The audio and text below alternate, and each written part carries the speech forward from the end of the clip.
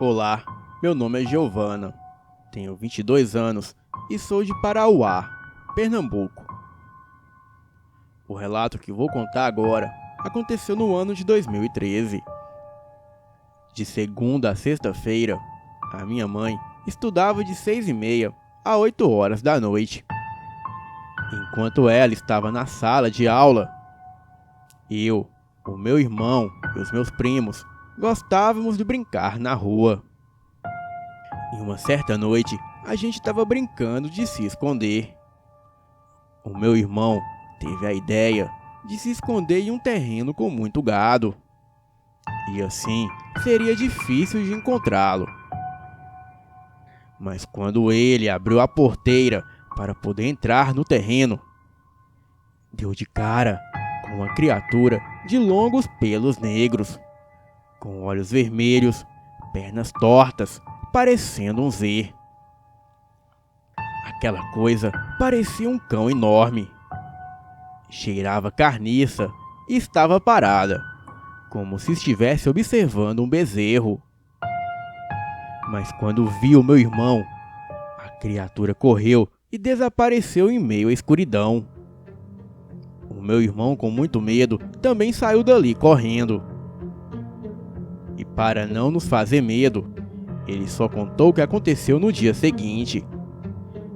E a minha mãe disse que o que ele viu foi um lobisomem. Algum tempo se passou e logo começou a desaparecer animais e aves.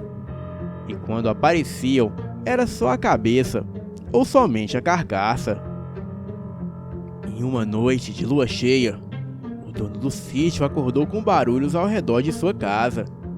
E quando abriu a porta para ver o que era, descobriu quem matava os animais. Era nada mais, nada menos que o próprio lobisomem. Quando ele viu a fera, as suas pernas tremeram de medo. Ele não pensou duas vezes para atirar na criatura. E assim que ele começou a disparar contra a fera, a criatura soltou um urro terrível e sumiu no meio da mata. O homem passou toda a madrugada procurando a criatura e não encontrou. Mas assim que o dia clareou, ele avistou por trás de uma enorme árvore uma menina muito linda, de cabelos longos e negros. Ela estava nua, com a boca toda suja de sangue. E este sangue não era dela. O homem apontou a arma para a menina, porque sabia que ela era criatura. Porém, ele não teve coragem de atirar, pois era apenas uma criança. A menina, muito assustada, correu. Mas o homem não foi atrás dela. Mas ele gritou dizendo que se ela voltasse ao sítio, ele a mataria. Os ataques aos animais continuavam pelas redondezas de Parauá, mas as pessoas não saíam para fora de suas casas à noite, porque sabia que a criatura era um lobisomem.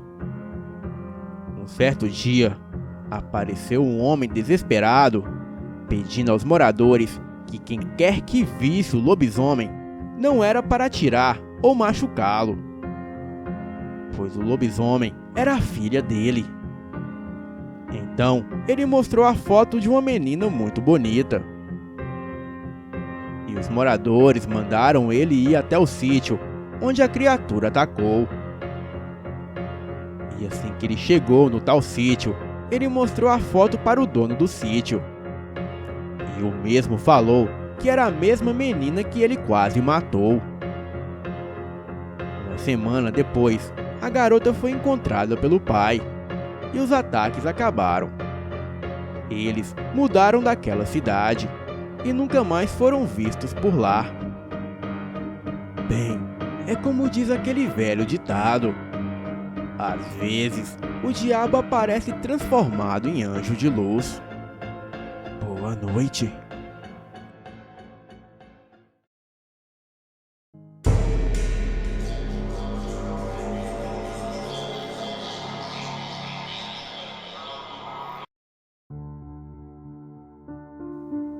Boa noite, me chamo Ramon da Silva e moro em Dourados, Mato Grosso do Sul. E venho contar a vocês um caso que aconteceu há alguns anos atrás, quando eu morava em Palmeira dos Índios, uma cidade do estado de Alagoas.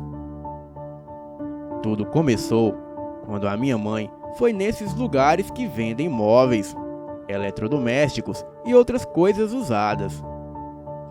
Ela estava a fim de comprar um guarda-roupa para ela, já que o dela estava bem velho. E assim ela fez. Comprou um guarda-roupa até que bom, conservado e bem firme, desses antigos mesmo. O guarda-roupa era todo fechado e não tinha espelho. Era grande e não tinha custado muito. Então, se passaram alguns dias com ele lá em casa, de boas, sem nada acontecer. Até que uma noite, a minha mãe estava dormindo e escutou batidas como se alguém batesse em uma porta. A minha mãe acordou e ficou procurando de onde vinham as batidas, mas não achou nada. E em seguida voltou a dormir. No dia seguinte, quando ela estava dormindo, aconteceu a mesma coisa que na noite anterior. E nada dela encontrar de onde vinham as batidas, já que quando ela acordava, as batidas paravam. E por algumas noites isso ia acontecendo. Algumas vezes sim e outras não. Então ela começou a desconfiar que essas batidas vinham do guarda-roupa e decidiu ficar acordada para ver o que aconteceria. Então, uma noite, ela ficou acordada e nada tinha acontecido. Até que quando ela já estava quase pegando no sono, ela escutou 3 batidas vindo de dentro do guarda-roupa. Ela ficou meio assustada, mas mesmo assim, ficou tentando arrumar uma explicação melhor para aquilo. Pensou ser algum rato ou um estalar normal, desses que se dá no telhado à noite. Pela manhã, ela falou o que estava acontecendo para o meu pai, que não ligou muito e só disse: "Você tá escutando coisa, Rejane, tá ficando velha." Mas quando a noite chegou e as batidas começaram, ele ainda estava acordado. Então a minha mãe, com medo, falou baixo: "Agora você tá escutando, né, Luciano?" E meu pai, também assustado, só balançou a cabeça confirmando ter ouvido. Vários dias se passaram e nada daquilo parar. Foi então que, uma das raras vezes que não teve batidas, a minha mãe pegou no sono e teve um sonho muito estranho. Ela viu a porta do guarda-roupa abrindo e dentro havia 2 mulheres só de calcinha e sutiã, se beijando. E do nada, elas começaram a ficar molhadas. Começou a sair muita água de dentro do guarda-roupa. E quando a minha mãe voltou o olhar às moças, pareciam que elas tinham morrido afogadas. Então a minha mãe acordou com as batidas vindo lá de dentro do guarda-roupa. E ela, sem saber o que fazer, não dormiu naquela noite.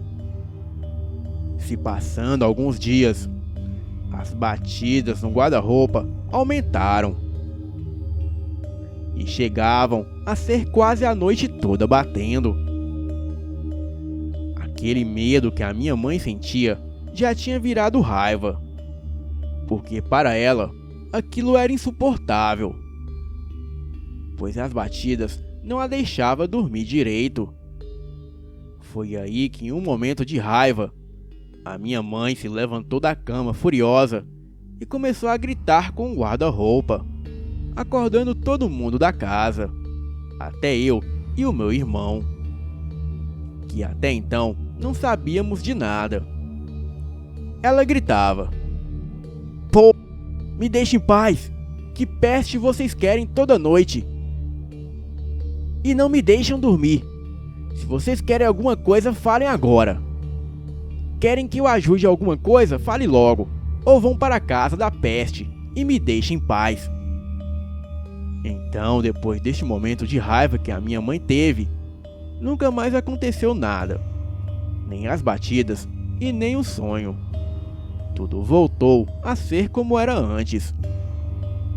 Quando a minha mãe contava isso para alguém, as pessoas falavam que podia ser espíritos de alguém que foi morto e jogado dentro do guarda-roupa. Mas até hoje, esse fato nunca teve explicação. E é assim que eu termino essa história. Muito cuidado quando for comprar coisas usadas. É como se diz aquele velho ditado: você pode estar comprando gato por lebre. Boa noite.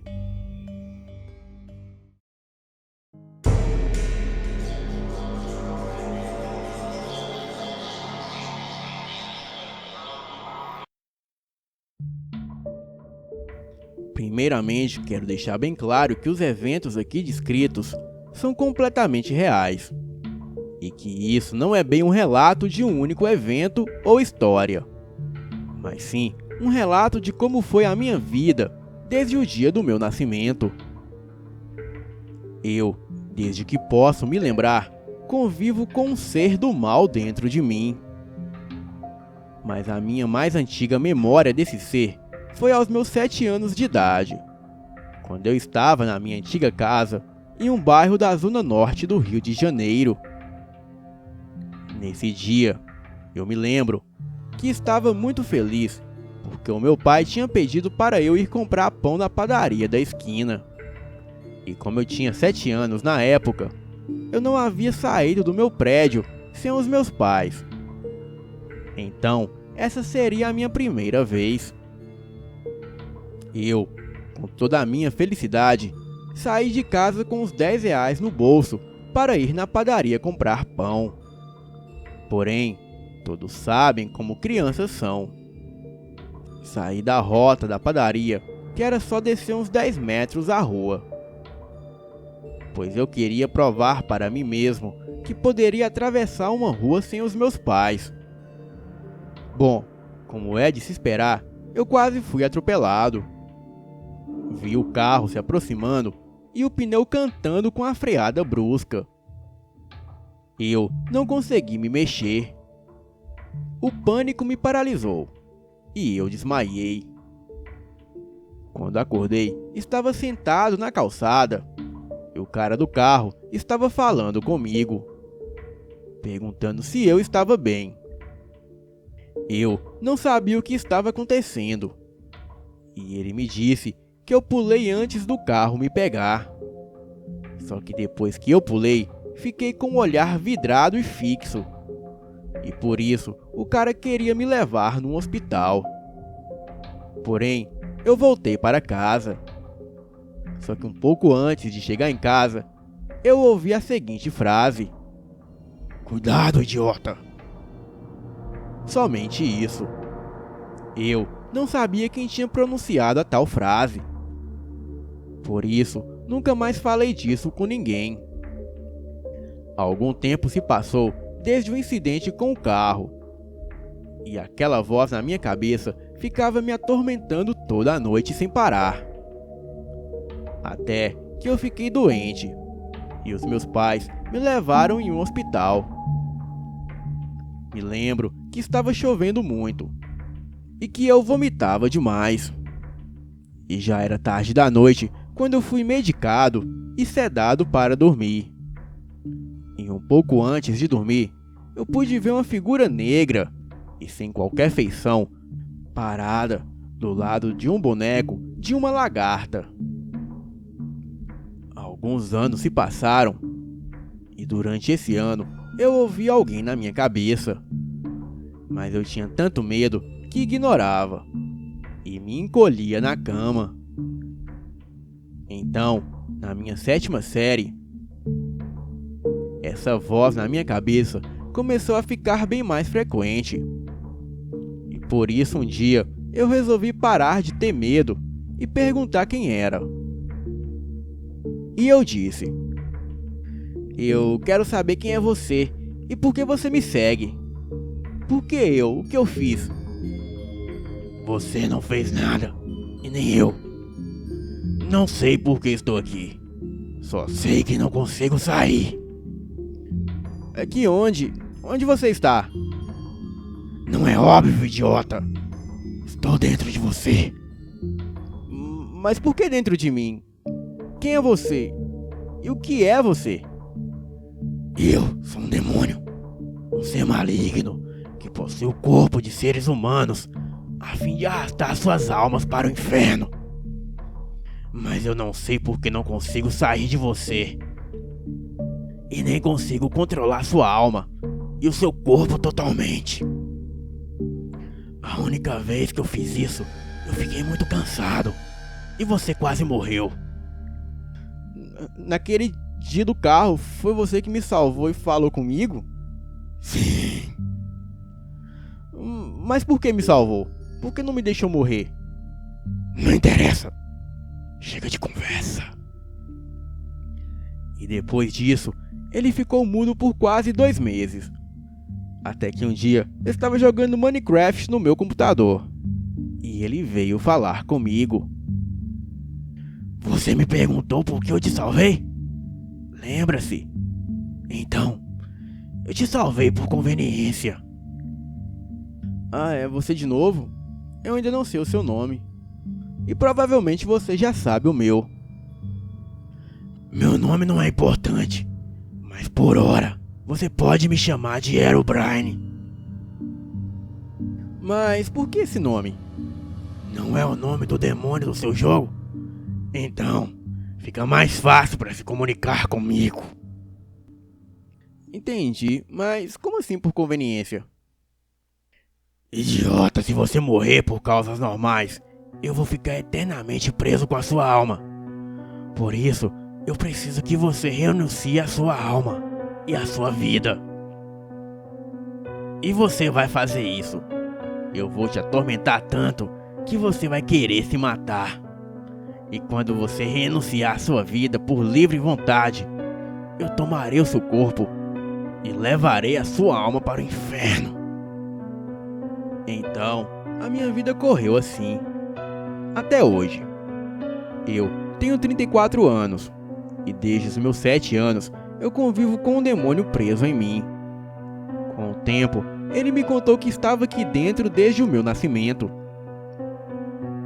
E ele via tudo o que eu via, e sentia tudo o que eu sentia. Ele sentia a minha dor, o meu medo e a minha felicidade, e tudo mais. Ele me disse que eu não precisava temer espíritos, pois os espíritos humanos tinham medo dele, por ele ser um demônio. E por isso, eles nunca chegariam perto de mim. Mas com preço a se pagar, ele atrai muita atenção de seres sobrenaturais mais fortes que espíritos. E que eu deveria saber me defender de ataques astrais. Por isso, desde os meus 15 anos, eu pratico o ocultismo. Leio livros sobre magia negra e magia branca, a fim de saber me defender desses seres e também do Herobrine.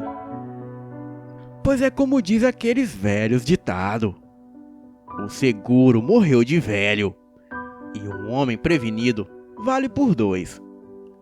Boa noite.